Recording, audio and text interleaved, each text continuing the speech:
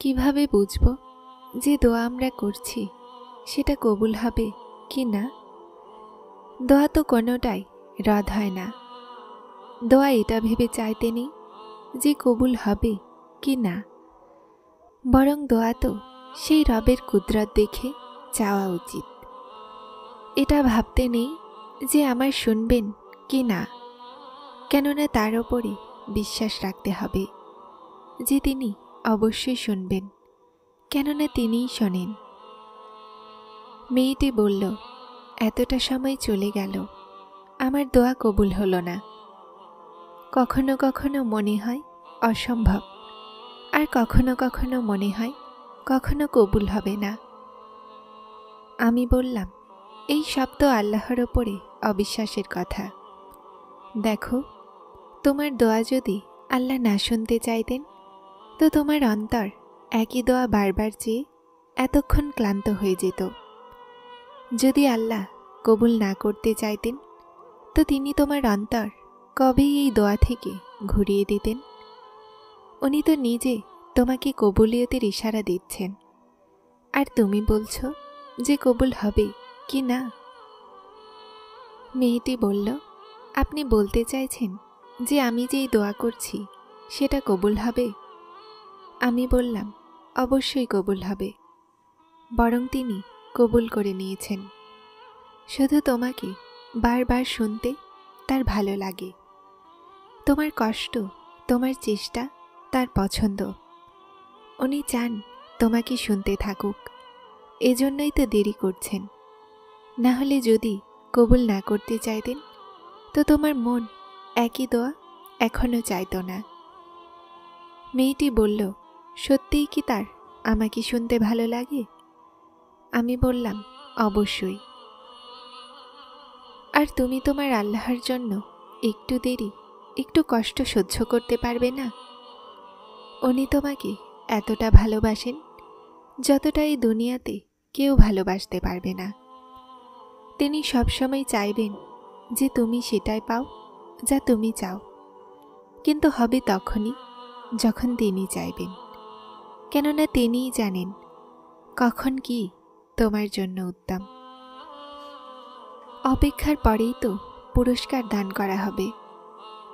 আল্লাহর সোপর্দ করে দেওয়ার পরেই তো উত্তম দান করা হবে। আল্লাহর চাওয়ার আগেই মাথা ঝুঁকিয়ে দেওয়ার পরেই তোমার চাওয়া দেয়া হবে, কেননা কিছুই অসম্ভব হয় না। আমরাই শুধুমাত্র এমন ভেবে নেই এই জিনিস হতে পারে না। কেন কেন হতে পারে না? অবশ্যই হতে পারে। শুধুমাত্র নিজের দোয়াগুলোর ওপরে ভরসা থাকা উচিত। অন্তরে ঈমান মজবুত হওয়া উচিত। যখন খাস হৃদয়ে অন্তরে কোনো সন্দেহ না এনে আল্লাহর কাছে চাইবে তো তিনিও তোমার দোয়াগুলোর উপরে গুণ বলে দিবেন। নিজের অন্তর থেকে সমস্ত সন্দেহ দূর করে দাও, প্রতিটা দোয়া কবুল হবে। যা হবে না সেটাতে কল্যাণ হবে, আর তার বদলে এর চেয়ে উত্তম জিনিস তোমাকে দেয়া হবে। অথবা তোমার মন থেকে ওই জিনিসের চাওয়াই শেষ হয়ে যাবে যা তোমার জন্য উত্তম নয়। আল্লাহ তাআলা পরীক্ষা নেন, তোমার সবরের পরীক্ষা, দোয়াগুলোর পরীক্ষা, তাওয়াক্কুলের পরীক্ষা, তোমার অপেক্ষার পরীক্ষা, সহ্যের পরীক্ষা। আর এই পরীক্ষা সহ্য করা কঠিনও হয়। কখনো কখনো আমরা কষ্ট সহ্য করতে পারি না, আর নিজের দোয়াগুলোর উপরে তাওয়াক্কুল করা ছেড়ে দেই। কষ্ট সহ্য করা কঠিন হয়ে পড়ে। দীর্ঘ অপেক্ষা মনকে ক্লান্ত করে দেয়। আর আল্লাহ তাআলার পরীক্ষা কষ্ট দেওয়ার জন্য হয় না। লক্ষ্য করো তো জানতে পারবে, যখন তুমি সেই পরীক্ষায় ছিলে না তো তুমি আল্লাহর এতটা নিকটবর্তী ছিলে না যতটা এই দুঃখ তোমাকে আল্লাহর নিকটবর্তী করে দিয়েছে। তুমি দেখবে যে কিভাবে তোমার দোয়াগুলোতে শান্তি পাবে। আর হতে পারে এটাই রাস্তা যা আল্লাহ বানিয়েছেন তোমাকে তার দিকে নিয়ে আসার জন্য।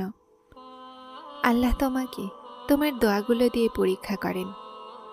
উনি তোমাকে প্রতিটা সেই জিনিসের দ্বারা পরীক্ষা করেন যা তোমার দোয়াগুলোর অংশ হয়। কেননা দোয়াগুলোতে তারাই থাকে যাদের প্রতি তোমার অফুরন্ত ভালোবাসা থাকে।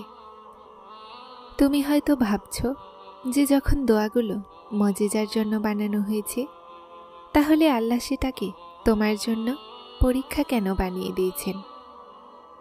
উনি এমনটা এজন্য করেন কেননা দোয়াগুলো হলো তাওয়াক্কুলের দলিল। আর আল্লাহ বলেন, তোমার কি মনে হয় যে তুমি বলবে আমি ঈমান আনলাম আর তোমাকে পরীক্ষা করা হবে না? যখন তুমি বিশ্বাসের দাবি করো, তো সবচেয়ে প্রথমে সেই বিশ্বাসের সাক্ষী তোমার মন থেকে নেওয়া হয়। এজন্য প্রতিটা সেই জিনিসকে তোমার থেকে দূরে করে দেয়া হয়, যেটা ছাড়া তোমার মন বাঁচারও চিন্তা করে না। তোমার শ্বাস নেওয়ার কারণ কেড়ে নিয়ে আল্লাহ দেখেন যে এতটা তাওয়াক্কুল আছে যে তুমি তার উপরে বিশ্বাস রেখে নিঃশ্বাস নাও। আর যখন তুমি তার সন্তুষ্টির জন্য এটাও করে নাও, তো তিনি তোমার সন্তুষ্টির জন্য কোনের সমস্ত সীমা পার করে দেন। আল্লাহ ওই দোয়াগুলোকে কখনোই ভোলেন না যা তুমি তার সন্তুষ্টির জন্য কুরবানি করো। আল্লাহর জন্য যেটাই ছেড়ে দেয়া হয় সেটা হারিয়ে যায় না, বরং সেটা পুনরায় ফিরে আসে। তোমার অসম্পূর্ণ দোয়াগুলোর কবুলিয়ত হয়ে, তোমার কষ্টের ফল হয়ে, আল্লাহর কাছে করা তোমার বিশ্বাসের ফল হয়ে, যা তুমি তাহাজ্জুদের নামাজেও পাওনি। ভাবো তুমি কতটা ভুল মানুষকে বেছে নিয়েছিলে। সেই মেয়েটি কেঁদে কেঁদে আল্লাহ তাআলাকে বলছিল, দেখুন না আল্লাহ, আমি একা পড়ে গিয়েছি। দেখুন না আল্লাহ তাআলা, আমার সব স্বপ্ন ভেঙে গেছে। আমি আমার প্রতিটা স্বপ্ন। আল্লাহ তাআলা সেই সব কিছু শেষ হয়ে গেছে। আমি প্রতিটা কথা আপনাকে বলেছিলাম না আল্লাহ? আমি চেষ্টা করে দেখেছি, সবাই চলে যায়। আপনি তো জানেন আমার মনের কথা। সেই সময় আমি কি চাই? আল্লাহ তাআলা, আমি কি এতটাই খারাপ যে সবাই আমাকে ছেড়ে চলে যায়? আপনি অসম্ভবকে সম্ভব করেন। আপনার গুণে আছে প্রতিটা ভাঙা হৃদয়ের আশা। আপনার দেরিতেও কল্যাণ আছে জানি আমি। শোনো, শুধুমাত্র দোয়া করো আর বাকি সব কিছু আল্লাহর ওপরে ছেড়ে দাও। তোমার রব উত্তম জানেন। শোনো, তুমি তোমার জীবনকে দোয়ার মাধ্যমে বদলাতে পারো। নিজের নসিবে দোয়ার মাধ্যমে সে সব কিছু দিতে পারো যা তুমি চাও। তাহলে চিন্তিত কেন হও?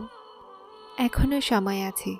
ওই রবের কাছে ফিরে আসো, তার কাছে চাও দোয়া। উনি তোমার জন্যই তো দোয়া বানিয়েছেন। যদি সেই জিনিসকে নিয়ে আপনি চিন্তিত আছেন, এখনো সময় আছে, তার কাছে ফিরে আসো। যদি আমরা সেই জিনিসকে নিয়ে চিন্তিত আছি, তো আমরা যেটার পিছনে দৌড়াচ্ছি সেটা আমাদের নসিবে যদি না হয়, তো আল্লাহ এটার জন্যই তো দোয়া বানিয়েছেন। তাহলে তুমি কোন জিনিস নিয়ে চিন্তিত আছো? আর একদিন সেই সমস্ত দোয়াগুলোর জবাব তুমি পেয়ে যাবে, যা তুমি আল্লাহর কাছে রাতের অন্ধকারে চাও। প্রতিটা জিনিসের একটা সময় নির্ধারণ করা আছে, যা আল্লাহ আমাদের কল্যাণের জন্য করে রেখেছেন। যারা চ্যানেলটিতে নতুন এসেছেন তারা সাবস্ক্রাইব করে হেদায়েতের সাথে থাকুন। আসসালামু আলাইকুম।